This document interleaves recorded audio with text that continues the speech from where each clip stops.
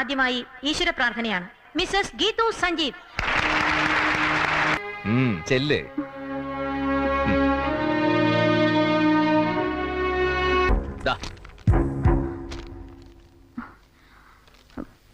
Sorry, എനിക്ക് മലയാളം എഴുതാനും വായിക്കാനും അറിയില്ല.